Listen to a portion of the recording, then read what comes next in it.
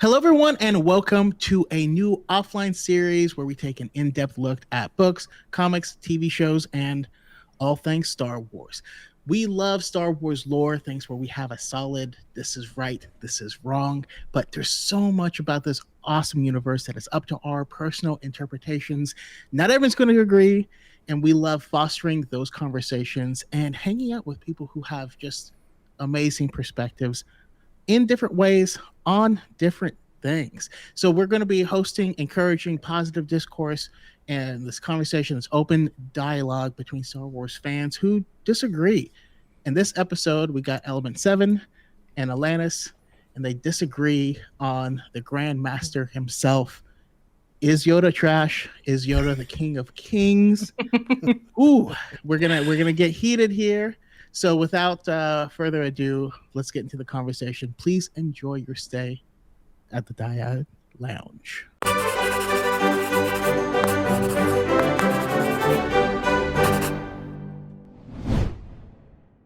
All right, so jumping straight into this isn't a debate bros thing. I also want to make sure we are all kind of balanced. So if you're pro Yoda, I'm going to ask you to end with some of the things that Yoda could have done better. If you're anti Yoda, I want you to end with some of the things that he did well and that you admire him for. Let's talk about Grandmaster Yoda. When I think about Yoda, I think about Yoda from a characteristic standpoint, rather than a narrative plot standpoint. Because I think everything that Yoda does, it makes sense. It makes sense to move the plot forward, to move the story forward. I just look at him as an individual. And when I think of Yoda, the first thing I always think of is the word complacency. I think, when Yoda in his, younger years, if you can even ever consider Yoda to be young, I do think that he had a great heart, he had a great vision, but I don't think that vision changed and evolved over the years. And when you're in power that long, I think it's something that you really have to work on, and you really have to change and adapt. And that's where I believe that Yoda lacked. And with the recent things that we saw in Tales of the Jedi, I think that kind of becomes even stronger with this idea that Yoda just kind of was so steadfast that he kind of forgot what's going on around him. And that's my huge complaint with Yoda. I think this conversation is going to be short because I thought your contention was that he's a bad leader. Because I agree with you. I think, towards... I could also say that too. Yeah, but so if you were to say he was complacent and a huge part of why the Jedi fell and part of the flaws leading into the prequel era, I would agree with you. The Jedi Council as a whole, as a machine, took part in essentially their downfall with denying that the Sith could ever return. Qui-Gon gets attacked and is like, the Sith have been extinct for a millennia. It's like, okay, well, now they're not. So there are some moments in the story where I think that they could have handled things better and been more open-minded to a lot of things, but I still maintain that Yoda is a great individual, a great leader, and that's not to take away his flaws, of course, but he was responsible for so much for so long that it makes sense to me, and I understand why there was a bit of complacency on his end, or at least a bit of conservatism when it came to changing up the status quo. But overall, the way he taught people, the way he treated people, the way that he encouraged people to think critically and choose their own path versus telling them or giving them all the answers is what I ultimately land on as a good leader. So my question for you, because this is something that when I think about Yoda, I kind of almost struggle with, is the very specific instances we see of people being unhappy with his leadership. So with Yoda, I always struggle with the idea of the people that weren't totally okay with his leadership, Dooku, Anakin, Qui-Gon even had some issues with the council. Those turned out to be pretty big things, the story moving forward. Do those kind of negatives outweigh all of the positives? Because Yoda did do a lot for the Jedi, for the Order, for the galaxy, and I sometimes struggle with that in between of technically it's only a handful of people Jedi are thousands. I don't think it outweighs it. I think in the grand scheme of things, you think about Yoda having trained upwards of 20,000 Jedi for a number of hundreds of years, and you think of all of the good Jedi that came out of that, right? So if we were to think that, Dooku finding flaws in the Jedi Council and the corruption in the Senate and the Republic, it's and even Anakin's fall, it's two things out of a long list of very positive outcomes. Everyone trained under Yoda, so it's kind of difficult to think about the outcomes when it comes to Yoda, because then he has so many great outcomes and then so little negative outcomes. Are we choosing to define Yoda by his failures more so than his successes? I think so. After watching Tales of the Jedi, the one thing that I found really prominent is the conversation between Dooku and Yaddle, and they were both kind of expressing this growing concern and kind of apprehension towards the council. And I always, we say Yoda is this leader, and I always think, what was, their reservation of going to talk to them? Was it because they've been shot down so many times and they were just sick of it?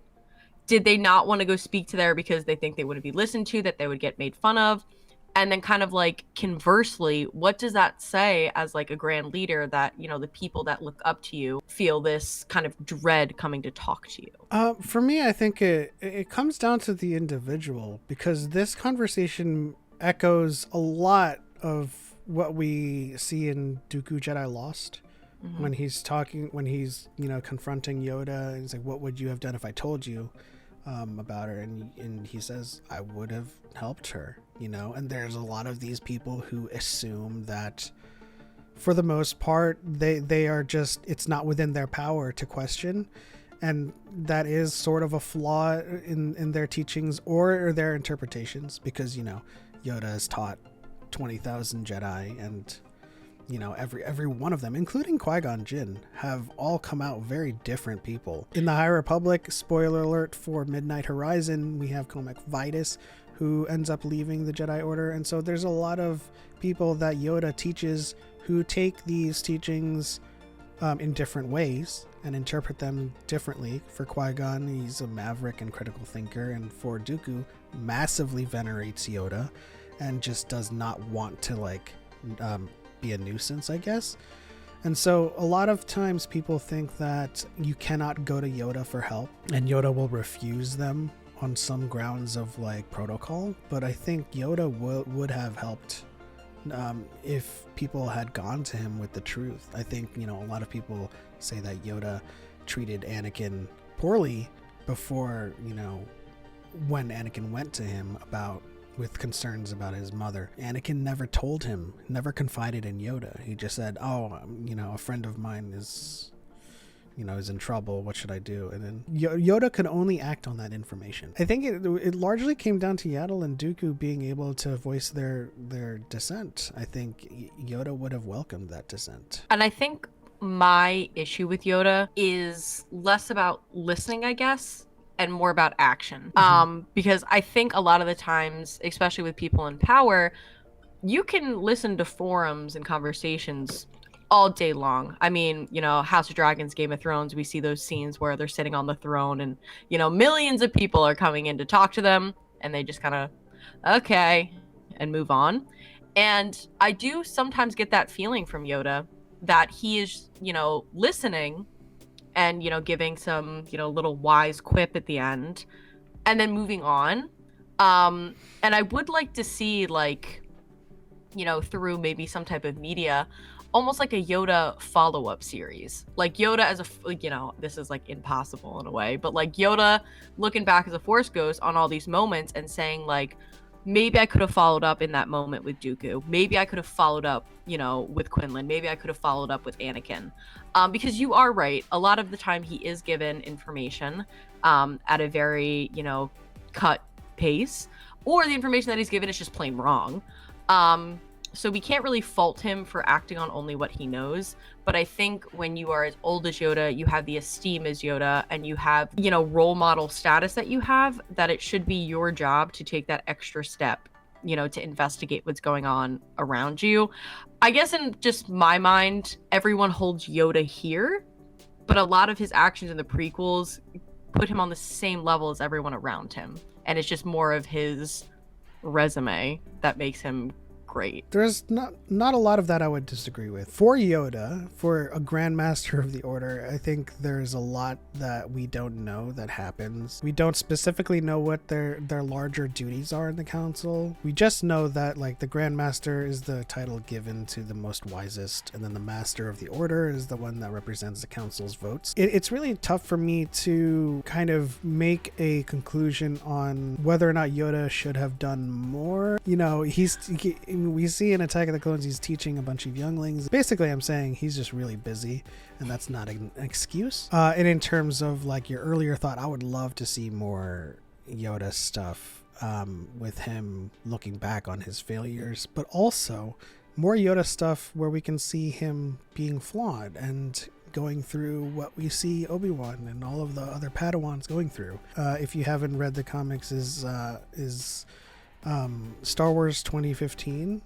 There's a story about Yoda visiting the Stone Shaper clan, and there's a moment in there where he is not the most powerful, and he has to give up that kind of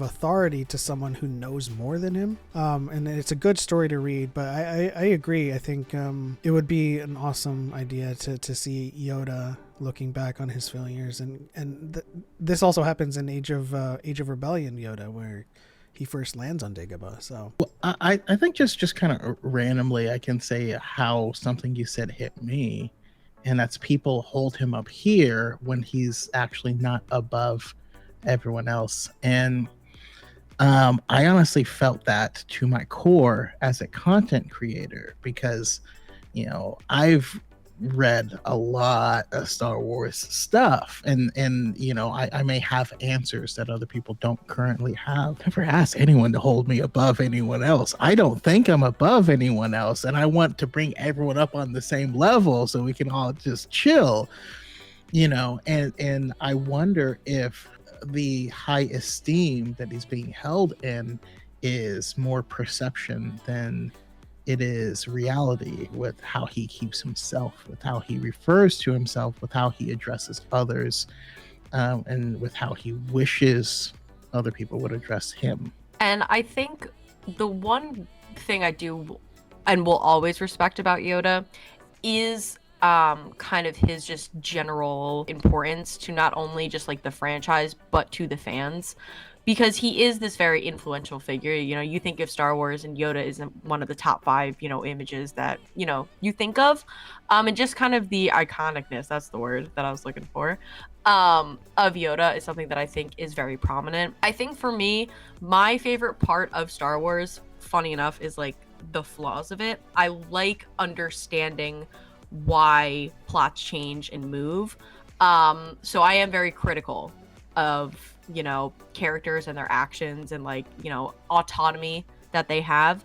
And I think that's something that drew me away from Yoda. And also because very, very long ago, I saw a quote, and it's from a Legends book that to this day I can't remember. And it was Dooku calling Yoda complacent. That was like the quote pretty much. And I remember it just sticking with me, and it has always stuck with me, and I think it forever will. So Yoda, not my favorite, but I can respect him. I have a question for Pep, because Tales of the Jedi just came out, and we got to see a lot of Dooku's perspective, where he was dealing with seeing corruption happening in the Senate, having to wrestle with the fact that the Jedi at the time were doing the bidding of the Senate. So I guess that's the first question: is Yoda being in charge at that point in time? How do you rectify the Jedi's involvement in being enforcers for the Senate at that period of time? And secondly, in the book Dooku Jedi Lost, we see actual corruption on the Jedi Council itself, and I'm curious on your thoughts on that. Well, I don't describe corruption to individuals based on their proximity to it. I think, Yoda does his very best to be the Grand Master, but ultimately is not the decision maker. The Master of the Order is, and Mace Windu represents the votes of the Council. I do think that Dooku is largely correct in his assessment, but I don't think anybody here condones his methodology. Yoda can only do so much, right? And so he has one voice, albeit a very venerated voice in the council. So I don't think, we could prescribe much of the corruption to him or any one individual, but I think it makes sense to kind of, reconcile with the fact that the Jedi Council as a whole was kind of sucked into this position of serving the Senate and the Republic more so than they have in the past. Question for Alanis. Obviously, the Jedi Order of the prequel era failed, and Yoda represented the longest standing on the council and kind of the wisdom behind that. But we also can't discount the outside pressures that were being laid upon him by Palpatine. And I'm curious, when it comes to the order of blame for what overall happens, how do you rectify Yoda's responsibility towards the Order, towards the Jedi, and place that in the context of there's an outside force that's in control of this entire war on both sides, trying to force things in a specific direction? I mean, I always think that Palpatine is at fault for everything. But I think with Yoda, obviously, as the war is going forth, like, something is wrong, something is up. And I think as a leader, it is your job and responsibility to almost have a temperature gauge of what is going on around you. Like, we even see it in Dark Disciple of Obi-Wan and, Quinlan being like, that's kind of a weird decision to send us out to kill Dooku. That's a little odd. And I think really that should have been one of the really key points for Yoda as a leader to say, this is really not our vision. And yes, Palpatine is absolutely insane and had his greasy little fingers and everything. But do I think Yoda could have ever really stopped what was happening? Absolutely not. I don't think anyone could. And I've always believed that. But I think he could have, quite possibly done more to lessen the blow to those around him. Beautiful response. In your response, you ruined my next question, but whatever. To Element 7, what should have, hindsight being 2020, what should have Yoda done? And follow-up question, in Attack of the Clones, Mace Windu approaches Yoda and says, our ability to use the Force has diminished. We should inform the Senate. You better keep your mouth shut.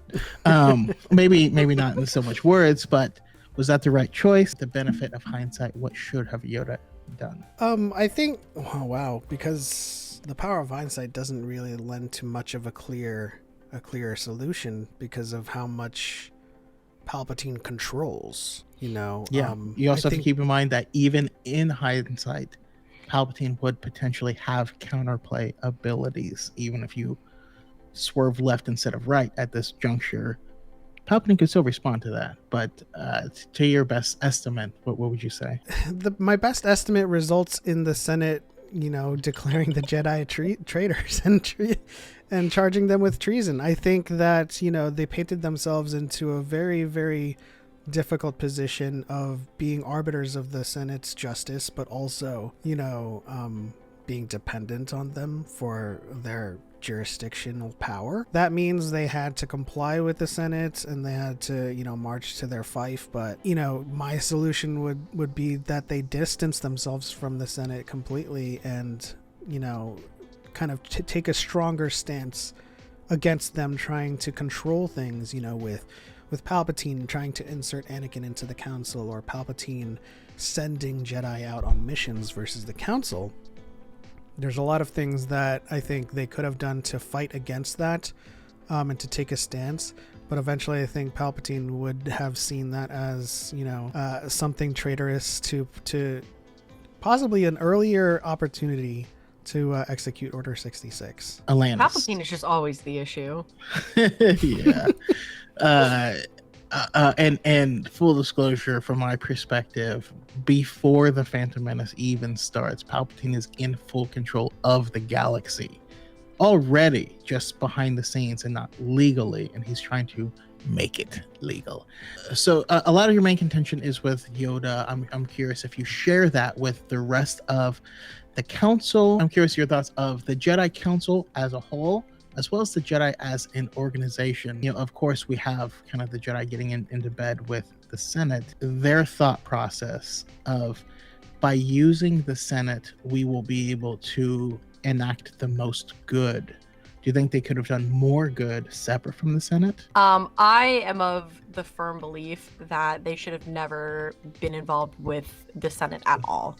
I think it directly impairs your judgment when you are tied to a political body or figure. At that point, I think you become less of a peacekeeper and more of a, almost political enforcer. Let it be, the good side of politics. I think it can very easily result in the bad. 100% with that. With the Jedi Council, I would say that I do have an issue with them because I think a lot of them, obviously held Yoda in a very high esteem. And a lot of them were not afraid to speak out against him, but I think they kind of understood that, who had the kind of final say in the matter. I think a lot of them were caught up in the idea of not dying, and I don't blame them at all for that. Obviously I've never been in a life or death war like that. But if I had been, I probably also would be like, you know what, let's try to get, this wrapped up as quickly as possible, no matter what means we have to take. Let it be going against, our core beliefs. But as far as the Jedi Order as a whole, I don't think there's anything wrong with the Jedi. They had, years and years and years of a, pretty successful organization. And I really think some of that downfall was because of politics, not their core beliefs. I don't think, their no attachment policy, was dangerous because a couple people out of all of these Jedis, formed an attachment. Yeah, I mean, just to circle back to the initial question, this is a natural argument for the Sokovia Accords. This is a Team Iron Man, Team Captain America issue where, in the High Republic, we see how much good the Jedi could do without the purview of the Senate overlooking their shoulders. The Senate might approach them, but they were like, we're not the military. We're gonna go rescue these people. So they do so much good in the High Republic, and in this case, when they're, for example, in the Clone Wars, they mention in Zygeria that the Jedi destroyed the slave empire of Zygeria, and a lot of people kind of gloss over that fact when they say that the Jedi are pro-slavery or don't care about slavery. But then this also goes towards the point that as soon as they started attaching themselves more and more to politics, they signed the Sokovia Accords, and they hey, can we, how much power do we need to exert to start fighting against slavery and doing all of these things that we used to do? And I think, Choco, you mentioned this a lot too, is, when Yoda says this, is how, what are we supposed to do? How much are we supposed to overplay the Senate in order to do all these things? How much are we supposed to usurp, is a good word to say. Yeah, I like that. Brief interruption here. Lightning round. Are you guys ready? Let's go for it. Let's do it. I feel like this, someone's response might be biased, but who is the cutest character in Star Wars? We have baby Ahsoka, we got baby Grogu, we got baby Stinky, we got Loth cats, we got those little chunky droids with little arms. Who's the cutest character in Star Wars? Is Attack the Clones Obi-Wan a correct response? I'll allow it. It's our modern day Jesus. That's my answer. I think it's the noises that Grogu makes that like warms my heart. Had to ask. I didn't know if your distaste for Yoda would make you anti-Grogu, or if you're able to keep that in check. For me, I'm anti-Baby Ahsoka because she looks like a Cabbage Patch doll, and those freak me out. I mean, do you have to be anti, or can you just like leave her I alone? guess I would say neutral. My response is do Neutral, not maybe. want, not kill it with fire. Anyways, kind of going back to wrap it up. Let's what is the biggest success, Alanis, that you think that Yoda had in his run? Honestly, I think his greatest success was his time on Dagobah, because I think that is when he became a leader. I think that is when he was able to actually look back on his whole life in retrospect and learn and truly grow from it. And I think that is something that is very difficult to do. So I think for him, kind of being able to look at Luke and say, I know where you came from. I know how we got here. Let's see what I can do to maybe rectify my mistakes. And I think that takes a lot of balls. Whenever people see the scene in Empire Strikes Back of him going off impulsively to Bespin, a lot of people miss Yoda's change in disposition when Luke says, I understand. Because he was always trying to get Luke to take accountability for his actions and to realize this is the path he's choosing. He's in that scene, he's always like, oh, forever will you fall. Oh, like he's doing all of this stuff to warn Luke. But he's like, you realize, this is what you're choosing to do. And and Luke says, I understand. And Yoda's like, okay, go. You got this. So it was definitely his greatest success. I like that a lot, and like you said, it does take a lot of balls, not size wise, but in concentration. They're like bouillon cubes. But Pep, what is Yoda's greatest failing, and what do you wish that Yoda could have realized sooner? It's tough because I think his greatest failing is yet to come in the High Republic series. But right now, his greatest failing, of course, is not seeing the darkness that was emerging from underneath their nose. We can say for all intents and purposes that the dark side clouded their vision, but like I think it's a massive failure if you did not see it coming. You had your fingers in too many pies, or you had your eyes off into the horizon. You didn't realize the enemy that was right in front of you. And I think if he had noticed it earlier, and Mace also noticed it earlier, that the dark side has diminished our ability to use the Force, I think they could have made a little bit more preparation instead of having to dive headlong into this revelation mid-war.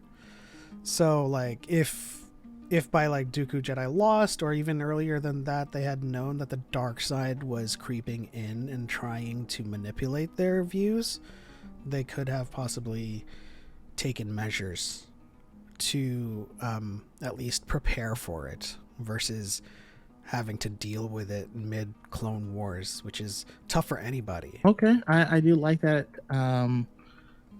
a lot, especially when it comes to season 6 of the Clone Wars, where Yoda is forced to face his own internal darkness, and at the beginning of that confrontation, he doesn't recognize it.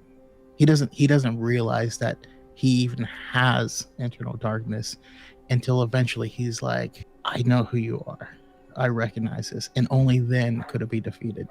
On a side note, my true personal feelings: the Jedi need 3 leaders, and the reason that we failed is that Qui-Gon wasn't one of them. I believe we absolutely need Yoda, someone who's concerned with the individual people and their individual journeys. I think we absolutely need someone like Mace Windu, who is concerned about the bigger picture and seeing the forest for the trees, the 10,000 foot view, And the third person that would have been needed was Qui-Gon Jinn to see the vision and how following the Force may differ from what the perception of what could benefit the greatest amount of people is. But Qui-Gon is that third ingredient. Yeah, needed someone that wasn't like almost like a yes man, and needed someone specifically that was not Kiadi Mundi. Screw that guy. Anyways, that's all I gotta say. Awesome. I love this conversation already. I think that might be a good place to go ahead and cap it. We're gonna go to both of you guys. If you have any final statements, things that you wanted to say that didn't get addressed, again, also where we can find y'all and your awesome content, and any announcements, any things you guys are doing that you want us all to know about. Final thoughts is Muppet Yoda does reign supreme. I do Muppet Yoda. That is incorrect. Wait, Muppet Yoda. Hold on. I love Muppet Yoda. Hold on. Phantom Menace Muppet Yoda? Yeah. Oh, she didn't even go Empire Strikes Back Muppet Yoda. I love anything Muppet. I do still like Empire, but like anything Muppets, I am here for. That's Yoda's free pass. Is the Muppet aspect of him. You can follow me at Going down a Natakiber. path I cannot follow. You can follow me at Natakiber on TikTok, Twitter, and Instagram. You can listen to me at SithFace Pod, anywhere you listen to podcasts. And as far as announcements, I will one day be back doing content. In my real life, I'm a teacher, and this is our busiest time of year. So someday soon, I'll be back on the internet. Also, for anyone interested, there is a new public Discord server called the Pod One server. Please check it out. Check out Alanis' content, and I'm sure there'll be a link to it somewhere. I guess I'll end things by saying that Yoda is my favorite character, but I am not. I'm not unaware of his flaws. I think what I gravitate towards the most when he's my favorite is just his teaching style and riddles, enabling people to come to those answers themselves rather than giving the answer. It's my number one argument against people who argue that Jedi teach indoctrination when they won't even answer your questions. Like, Yoda,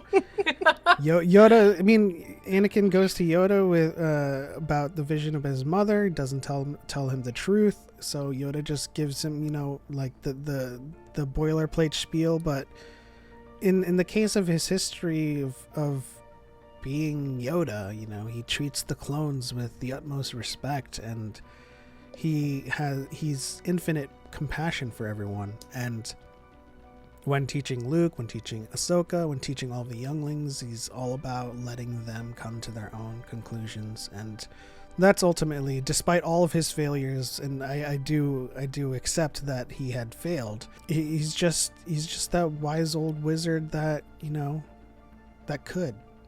And he did, and that's why The Last Jedi is my favorite movie with Yoda in it, because the greatest teacher failure is probably one of the best lines in Star Wars, just because it takes a lot to reconcile with your own failures and your own, shortcomings. And of course, you can find me here on Dyad in the Force and on TikTok _element7_gang. But in terms of announcements, we're going to be doing a lot more of these, and sometimes Choco is going to be in the driver's seat as well. We do have an episode coming up talking to Star Wars lawyer about the Ahsoka trial. We also have an episode with Jedi Master DePaul coming up talking about whether or not the Jedi are a cult. And there's going to be more episodes dealing with people who disagree and having nice and open and positive dialogues with each other. And this is the point of this series. But we're also going to have some roundtables for Tales of the Jedi as well. So stay tuned for that. Yeah, and whether you agree or disagree with one or both of our perspectives, we can all agree that Grey Jedi are not canon. Let it go. That might be an episode. Thank you guys for joining. Yeah, that is it. On to the next one. For Light and Life. We are all the Republic. And may the Force be with you. Always. Feels weird doing it yourself, huh? Yeah, it felt weird doing that backwards. I was like, that's uncomfortable.